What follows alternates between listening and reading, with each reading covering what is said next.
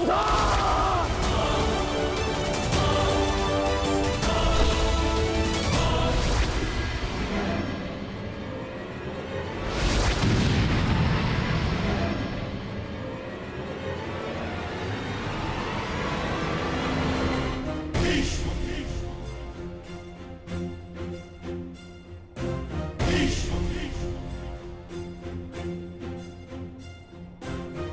महामहिम, महामहिम, महामहिम, प्रणाम महामहिम।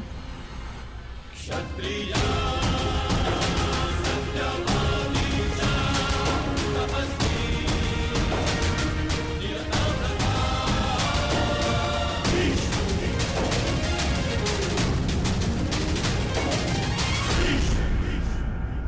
मैंने तुम्हें सावधान किया था कर्ण कि एक राजा और योद्धा में अंतर होता है। सर्वोत्तम राजा वो नहीं जो युद्ध के लिए प्रस्तुत हो जाए, वह है जो प्रजा के हित में निर्णय ले और युद्ध को टाल दे। चुट टालकर अब तक अंग का कौन सा हित साधा गया है महामहिम? जब परीक्षा की घड़ी हो, प्रजा त्राही त्राही कर रही हो, तो हर राजा का योद्धा बनना आवश्यक होता है। किस परीक्षा की घड़ी की बात कर रहे हो तुम कर्ण?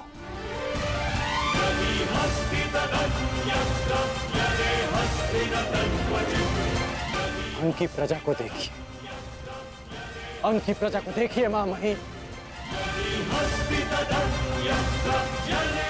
एक राजा का कर्तव्य होता है कि उसकी प्रजा संपन्न हो, कि उसके राज्य में कोई भूखा ना सोए। और यहां भूख की अग्नि बुझा सके इतना अन्न मिलना तो दूर की बात है। इन्हें तो इतना जल तक नहीं मिलता कि ये अपनी प्यास की अग्नि बुझा सके।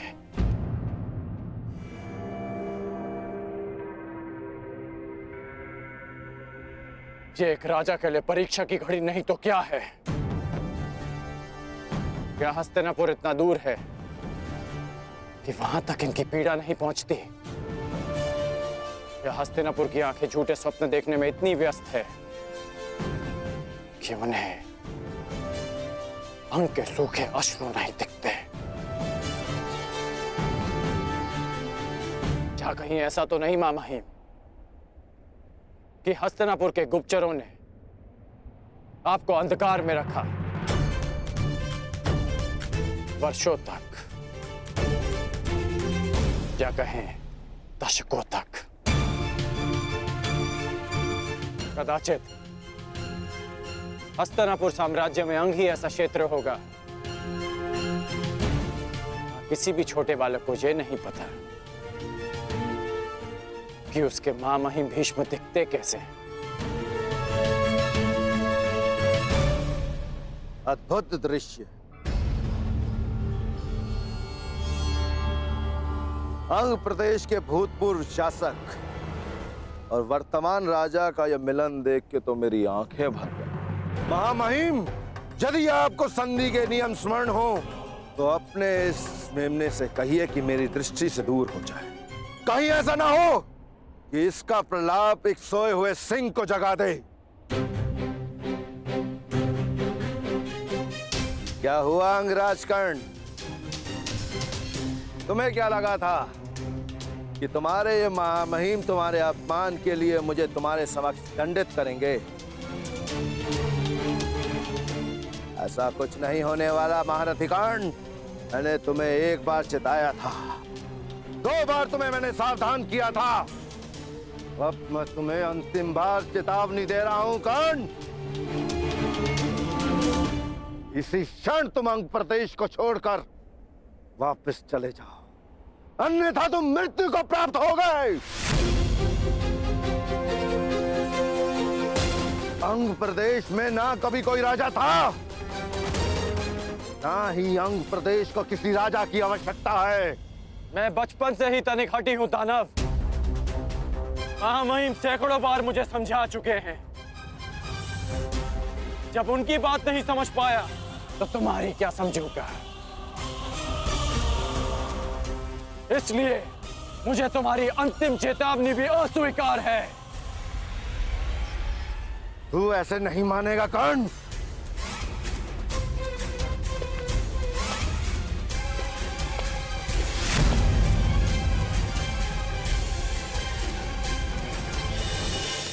कर्ण, सावधान।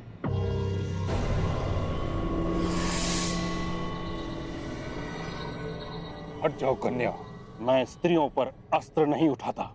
जानती हूँ महामहिम, इसीलिए आपके और कर्ण के मध्य खड़ी हूँ। तुम नहीं जानती तुमने कितने बड़े विनाश को आमंत्रण दे दिया है। जो चुनौती को समक्ष देखकर रुक जाए वो कर्ण नहीं महामहिम। आप ही का गुरु भाई है और आप भी जानते हैं कि अब उसे रोक पाना संभव नहीं।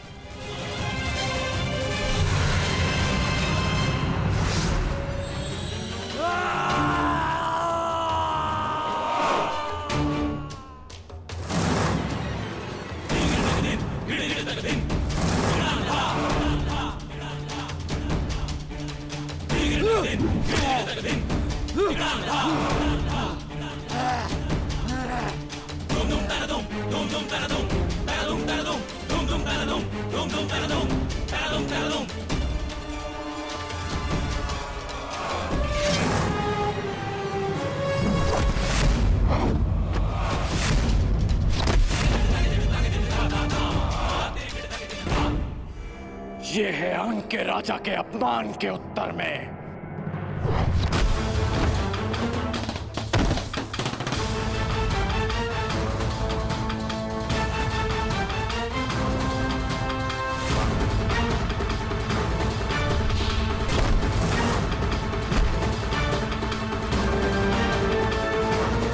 ये है महामहिम भीष्म के अपमान के उत्तर में।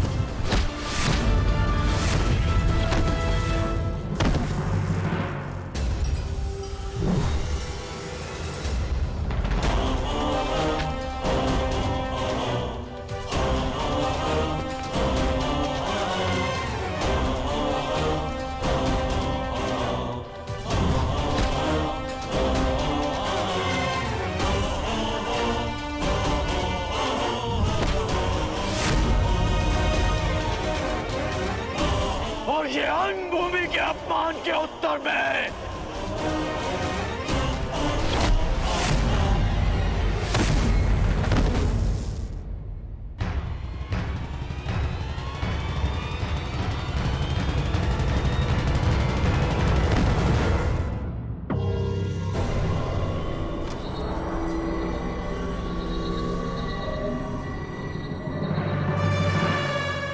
अंग की प्रजा से उसके अधिकार छीनने वाले का अंत हुआ।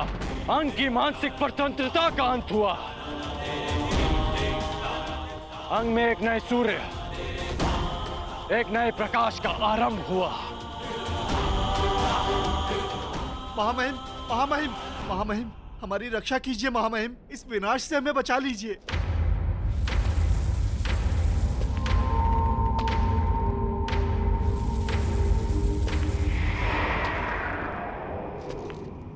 देख रहे हो कर्ण, अपनी प्रजा की आंखों में भय देख रहे हो।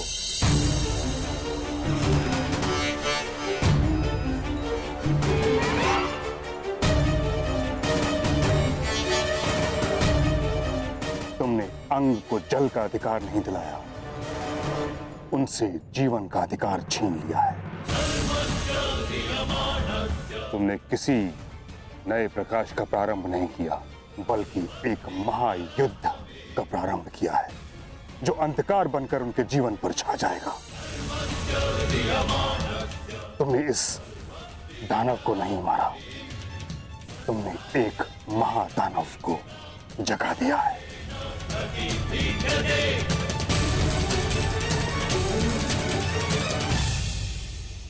तुम्हें क्या लगा भीष्म आंखें बंद करके बैठा था? नहीं कर्ण, ये बांध अंग का जल रोकने के लिए नहीं था, उसका विनाश रोकने के लिए था। तुमने अंग की स्वतंत्रता को नहीं, बल्कि बृहद्रथ पुत्र महाबलशाली जरासंध के त्रास को ललकारा है कर्ण।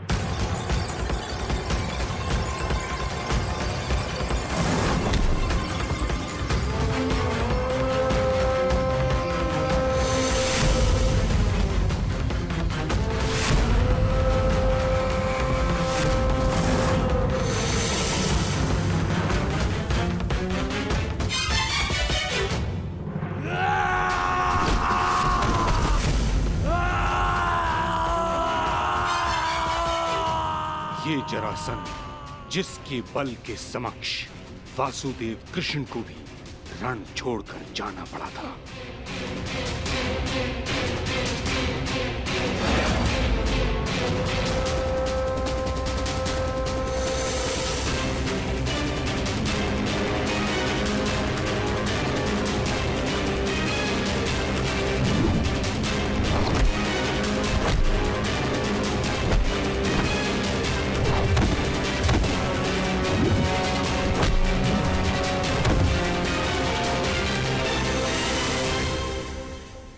महाराज,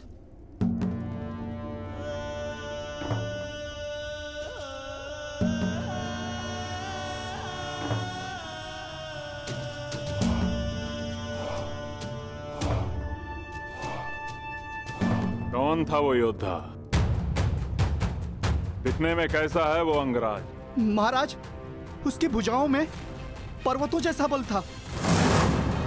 उसके मस्तक पर सैकड़ों सूर्यों का तेज था और उसकी गति तो ऐसे जैसे पवन की गति को भी पराजित कर दे। महाराज, महावीर, महावीर, उसने तो दानव को प्रहार करने का एक भी अवसर नहीं दिया। दानव के मृत्यु के पश्चात तुम लोगों ने क्या किया? उसके बाद हम उस स्थान को छोड़कर तुरंत आपको सूचित करने यहाँ चले आए। महाराज,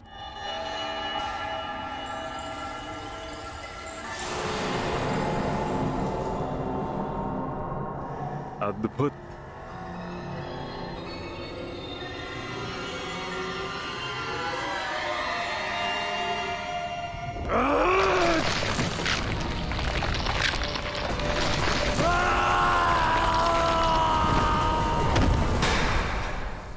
मुझे घृणा है उस प्रत्येक व्यक्ति से जो रण छोड़कर भाग जाए।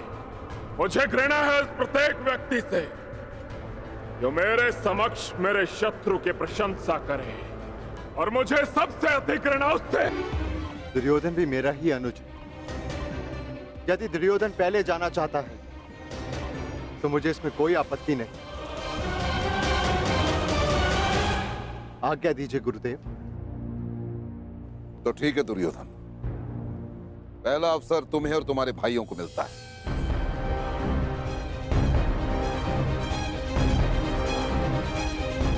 प्रयाण करो। चलो।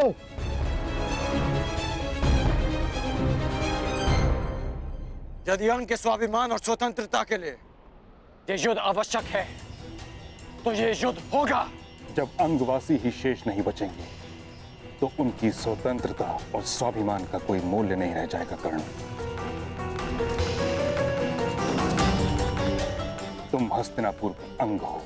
तुम्हारी मूर्खता हस्तिनापुर को एक अवंचित युद्ध की अग्नि में झुलस देगी।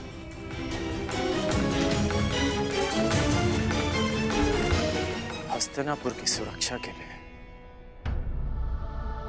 अंग का बलिदान किया गया। ये अनीति क्यों? यही नीति है कर्ण। एक परिवार को सुरक्षित रखने के लिए उसके एक सदस्य का बलिदान दिया जाए तो उचित है। उसी भांति एक ग्राम की सुरक्षा के लिए एक परिवार का बलिदान उचित है। उसी भांति एक प्रदेश के लिए एक ग्राम और एक साम्राज्य के लिए एक प्रदेश का बलिदान हो, यही राजनीति है। मेरी समझ में राजनीति का अर्थ थोड़ा भिन्न है मामहीन। राजनीति का अर्थ है राजा की नीति, और अपनी प्रजा की रक्षा करना राजा की सबसे बड़ी नीति होती है। और अपनी प्रजा की दुर्दशा देखकर मौन रह जाना, ये राजनीति नहीं अनीति है। और ये राधे कर्ण इस अनीति का साथ कभी नहीं देगा। अर्थात तुम मगध से युद्ध करोगे? हाँ,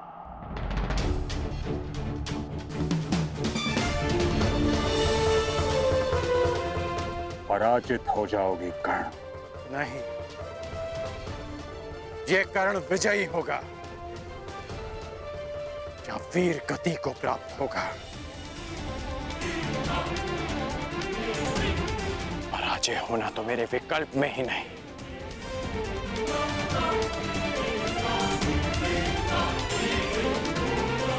अपनी प्रजा के लिए अपने प्राण दे देना, ये मेरी दृष्टि में श्रेष्ठ नीति है।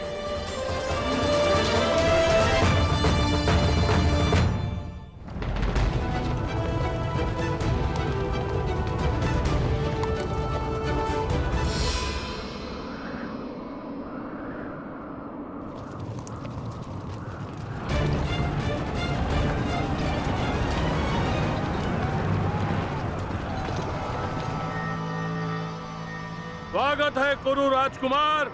स्वागत स्वागत नहीं, अपने शत्रु से युद्ध किया जाता है पांचाल नरेश। परंतु तुम हस्तिनापुर नरेश धृतराष्ट्र के पुत्र हो, और जहां तक हमें स्मरण है हमारी तुमसे कोई शत्रुता नहीं है। मुझसे ना सही, परंतु मेरे गुरु से अवश्य है।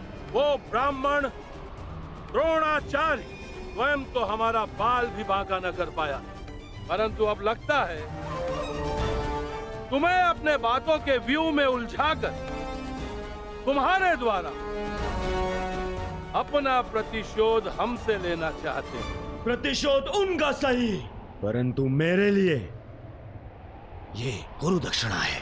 ठीक है, यदि तुम युद्ध ही चाहते हो तो हमें कोई आपत्ति नहीं है। आक्रमण!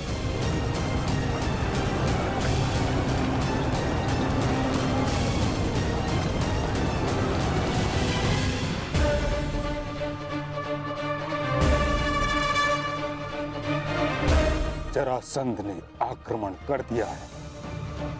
यदि युद्ध ही नियति है तो मैं मगध नरेश से युद्ध करूंगा। तुम मगध नरेश को अधिक समय तक रोक नहीं पाओगे कर्ण। अंग की रक्षा अब मैं करूंगा। नहीं, कर दिया है। यदि युद्ध ही नियति है तो मैं मगध नरेश से युद्ध करूंगा। नहीं, अंग अपनी रक्षा करने में आत्मनिर्भर है महामहिम। अंगवासी ये युद्ध स्वयं लड़ेंगे।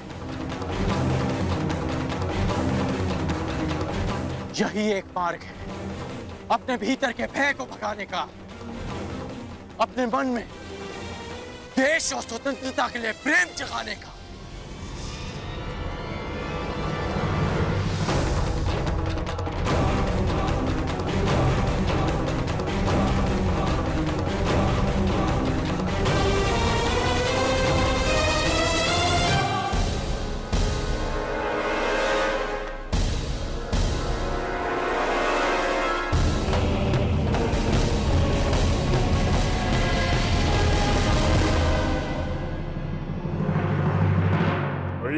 बालक जिसने मगध नरेश को ललकारा है, और गुप्तचर शत्रु का विवरण भी ठीक से नहीं दे सकते।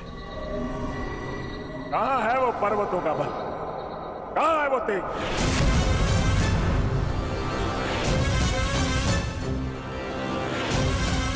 जो इस युद्ध में सम्मिलित नहीं है वो यहां से चला जाए, क्योंकि जो इस क्षेत्र में उपस्थित रहेगा उसका शव ही यहां से जाएगा।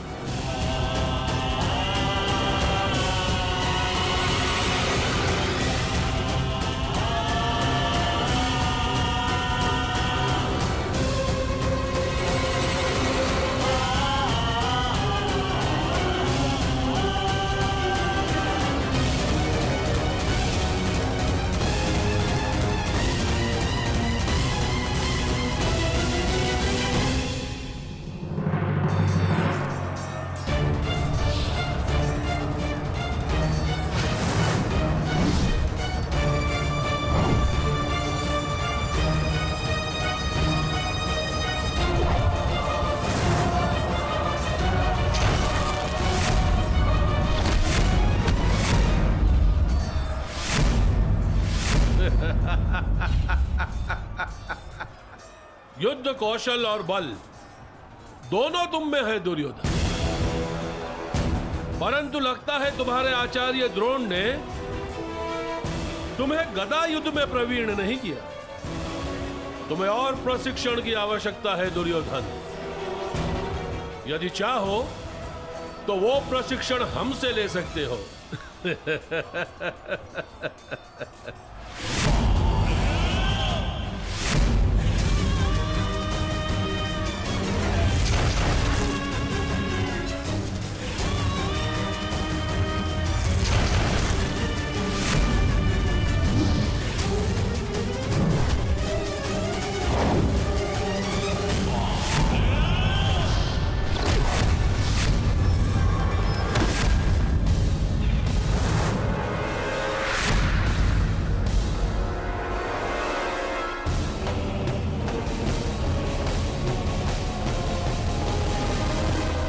यदि तुम हस्तिनापुर के होने वाले सम्राट हो तो हमें हस्तिनापुर के भविष्य पर दया आती है।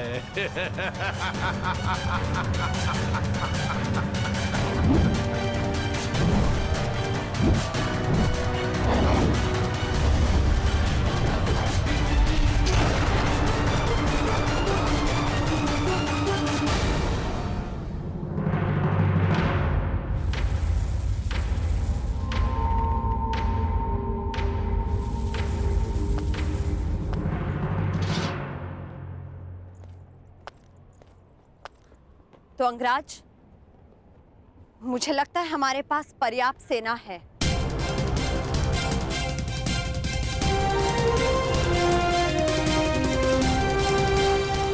ये मेरा युद्ध है ऋषाली। यदि तुम्हें तनिक भी चोट पहुंची तो मैं स्वयं को क्षमा नहीं कर पाऊंगा। अंगराज, आप भूल रहे हैं कि मैं भी अंग की प्रजा हूं और हर परिस्थिति में अपने राजा के साथ हूं।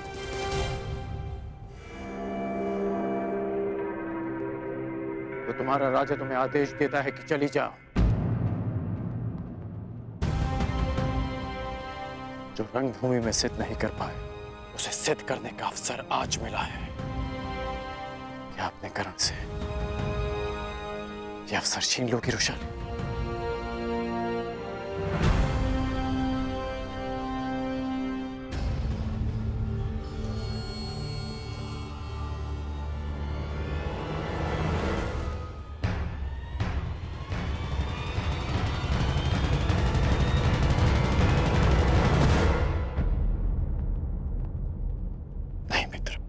आज आपके हाथ प्रहार नहीं करेंगे,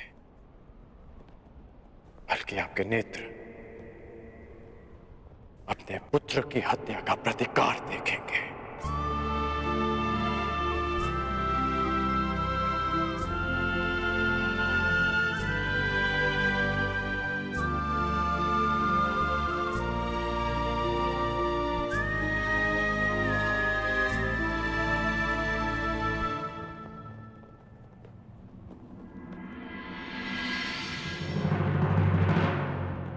क्या हुआ अंगराज? कहीं भयभीत तो नहीं हो गए?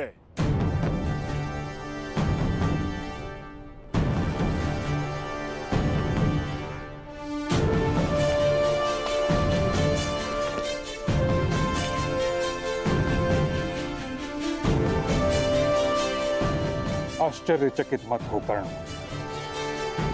मैं भले ही तुम्हारी नीति के विरुद्ध हूं, भले ही ये युद्ध उचित है या अनुचित, किंतु तुम हस्तिनापुर का एक भाग हो और मेरा धर्म, मेरी प्रतिज्ञा हस्तिनापुर की सुरक्षा में होती है। भले ही मुझे तुम्हारी रक्षा करनी पड़े।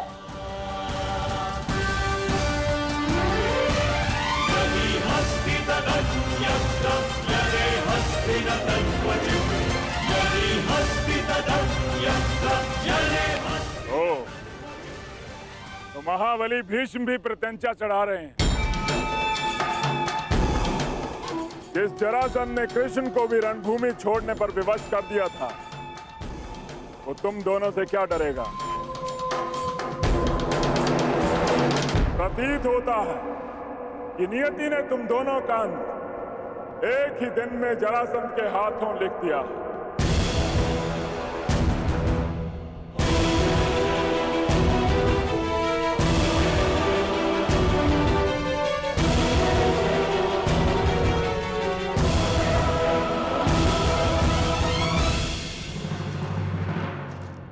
प्रणिपात, पांचाल नरेश द्रुपद ने संदेशा भिजवाया है।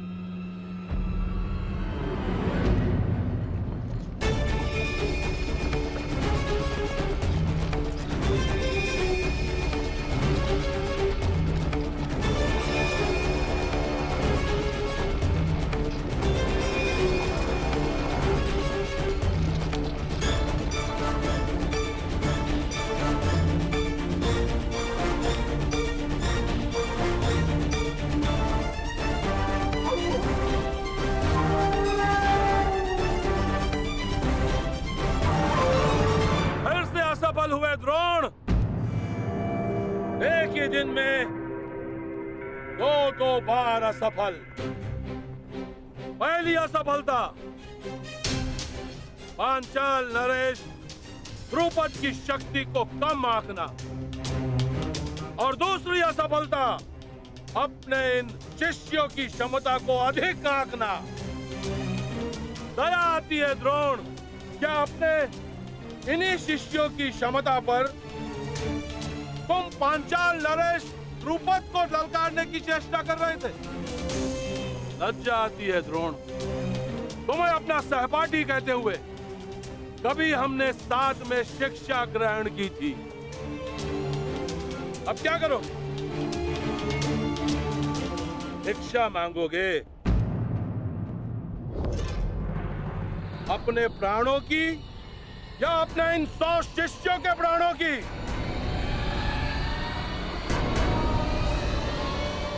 भिक्षा कैसे मांगते हैं ये तो स्मरण होगा ना? या इतने वर्ष राज आश्रम में रहने के पश्चात भिक्षा मांगने में भी असफल रहोगे आचार्य द्रोण?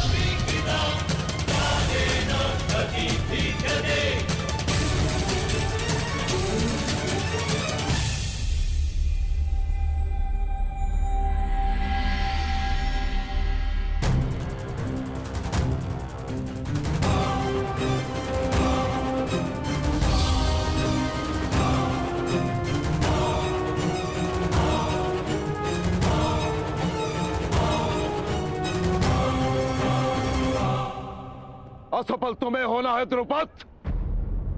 मेरे शिष्यों की योग्यता को तुमने कम में आंका है। और रही बात भिक्षा की, तो समय बताएगा कि द्रोण पांचाल नरेश के समक्ष भिक्षा मांगता है या पांचाल नरेश हाथ जोड़कर द्रोण के शरण में आता है। तुमने गुरु का अपमान किया था और उसी अपमान का प्रतिशोध लेने आए हैं मेरे ये शिष्य।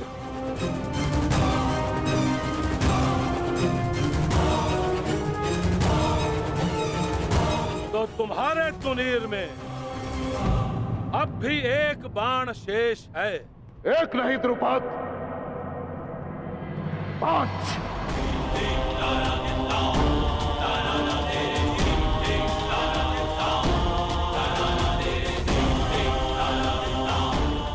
तो चुनौती प्रस्तुत करो।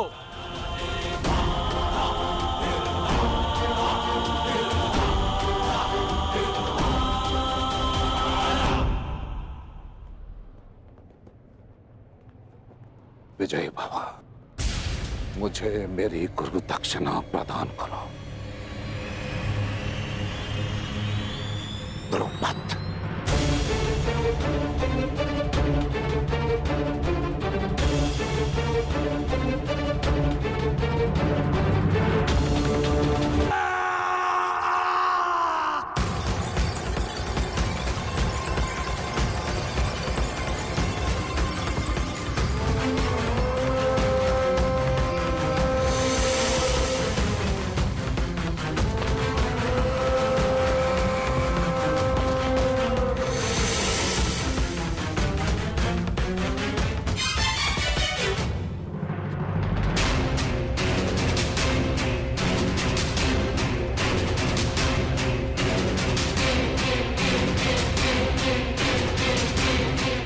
के लिए अपना शस्त्र चुन लो अंगराज।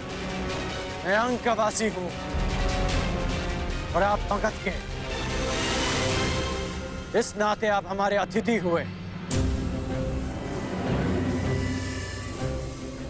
इसलिए मैं आपको अवसर देता हूं कि जिस विद्या में आप निपुण हैं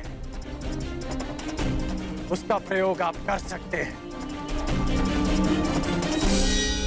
तुम्हारी दृष्टि में मैं अतिथि हूं, किंतु मेरी दृष्टि में तुम शत्रु होकर, और जरासंध अपने शत्रु के सबसे प्रबल पक्ष को ध्वंस करने में विश्वास रखता है। सुना है धनुर्धारी हो तुम, मैं धनुष से ही तुम्हें ललकारूंगा।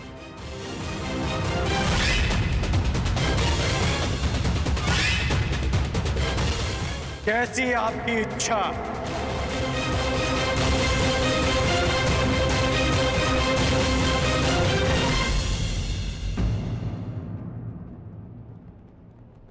रथ प्रस्तुत है अंगराज।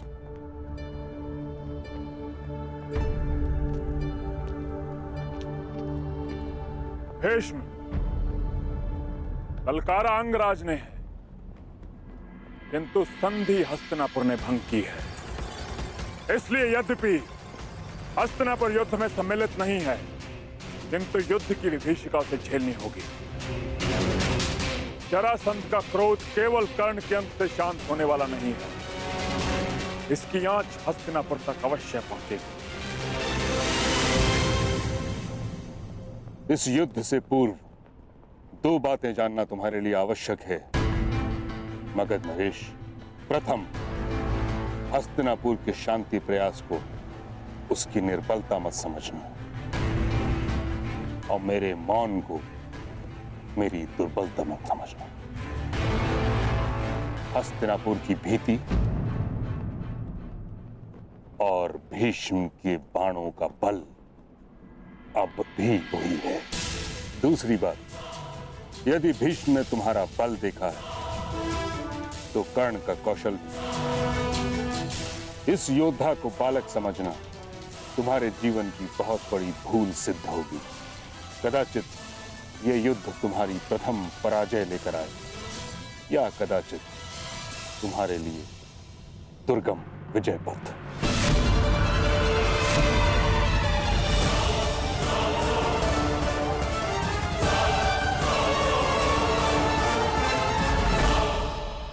कर्ण, यह कहने की आवश्यकता नहीं कि तुमने संसार के सबसे भीषण प्रतिद्वंदी को ललकारा है। युद्ध क्षेत्र के पास अंग की प्रजा भी है। विध्वंसक अस्त्र का प्रयोग उनको संकट में डाल सकता है जिनके लिए तुम युद्ध करने जा रहे हो। जरासंध की शक्ति उसकी आक्रामकता में है। उसे अवसर मत देना कि वो तुम पर वार कर सके। प्रारंभ से ही मुझे मगध नरेश को पीछे हटाना है।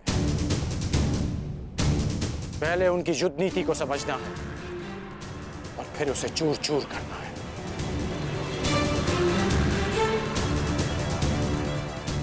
आप भूल रहे हैं महामहिम कि हम दोनों एक ही गुरु के शिष्य हैं। मुझे स्मरण है कर्ण, और तुम भी स्मरण रखना, ये कोई रंग भूमि नहीं, वास्तविक युद्ध भूमि है। और तुम्हारे समक्ष कोई राजकुमार नहीं, संसार का सबसे विकट प्रतिद्वंदी खड़ा है। मेरा लक्ष्य केवल परिवर्तन है महामहिम। मेरा केवल एक ही शत्रु है, अन्याय, जो हर बार नए रूप में आता है। रंगभूमि में राजकुमार बनकर और युद्ध भूमि में मगध नरेश बनकर। परंतु ये राधेकरण जीते जी इस अन्याय से कभी हार नहीं मानेगा। ईश्वर करे तुम्हें विजय प्राप्त हो कर्ण। यदि तुम पराजित हुए तो मुझे स्वयं को युद्ध में सम्मिलित करना हो, जिसका अर्थ है हस्तिनापुर को युद्ध की अग्नि में झोंकना। तुम्हारे मित्र दुर्योधन ने तुम पर विश्वास किया है, उसकी परीक्षा में खरे उतरना है तुम्हें कर्ण। मैं वचन देता हूं महामहिम कि अपने मित्र के विश्वास की लाज रखूंगा, परंतु आपको भी वचन देना होगा कि आप मेरे कहे बिना इस युद्ध में सम्मिलित नहीं होंगे। तुम करना क्या चाहते हो कर्ण? ये युद्ध केवल अंगराज और मगध नरेश के मध्य नहीं, ये युद्ध अंग की प्रजा का, उनके भीतर छिपे भय से भी है। और भय के अंधकार में सोई अंग की प्रजा को मैं जगाना चाहता हूं। इसलिए आपसे वचन चाहिए। और पराजित होने के पश्चात भी द्रोण के तुनीर में 5 बाण शेष थे, आया केवल एक। हाँ, क्योंकि हम 5 भिन्न नहीं, एक हैं, एक मुट्ठी जिसकी प्रत्येक उंगली में समान शक्ति है। उन 5 में से कौन सी उंगली पांचाल नरेश द्रुपद की ओर उठी है? मध्यमा।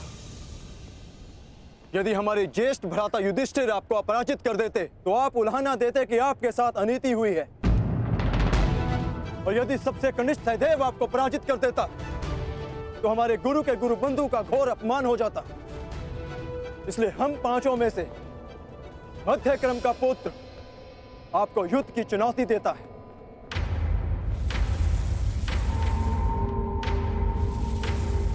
तर्क अद्भुत है बालक। नाम क्या है तुम्हारा? पांडुपुत्र द्रोण शिष्य अर्जुन।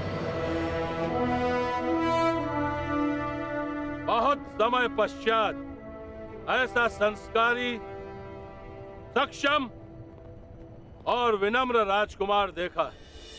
मेरे संस्कारों का परिचय तो मेरे प्रणाम ने दे दिया, मेरे कौशल का परिचय मेरे बाण देंगे।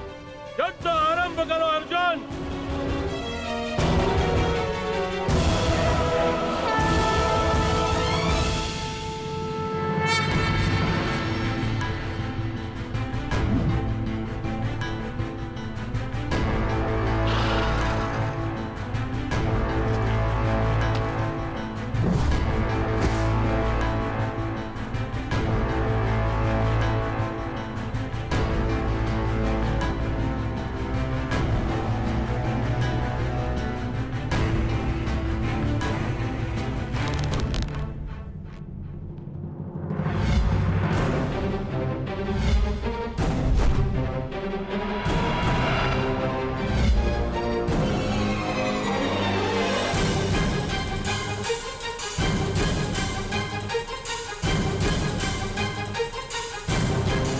बस एक महाअस्त्र और इस बालक की ललकार के साथ साथ अंग की हराशा भी समाप्त।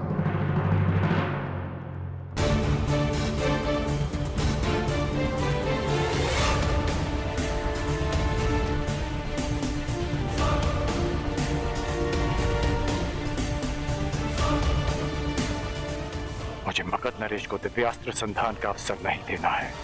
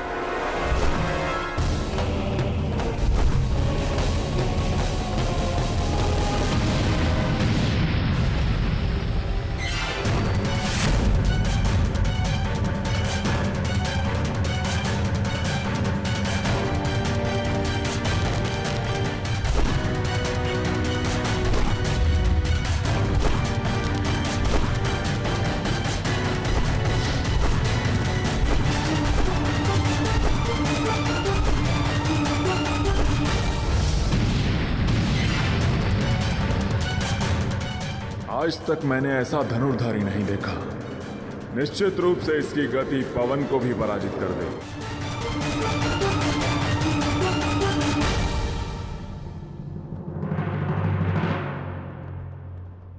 धन्यवाद महामहिम, आप कर्ण के साथ हैं। मैं केवल धर्म के साथ हूं।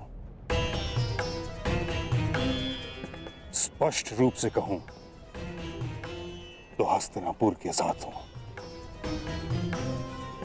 यही तो आश्चर्य है महामहिम कि ये धर्म केवल हस्तिनापुर के विशाल महलों तक क्यों रहता है। ये धर्म कभी चलकर हम सूतों की कुटिया तक क्यों नहीं आता।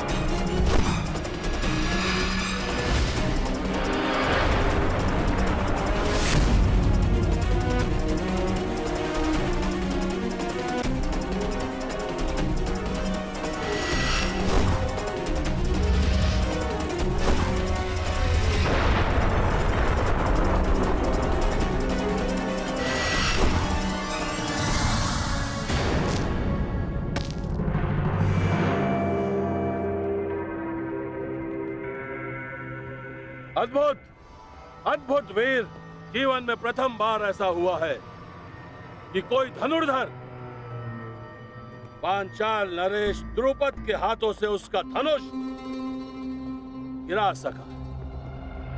अब बार बार इस अनुभव के लिए तैयार रहे पांचाल नरेश।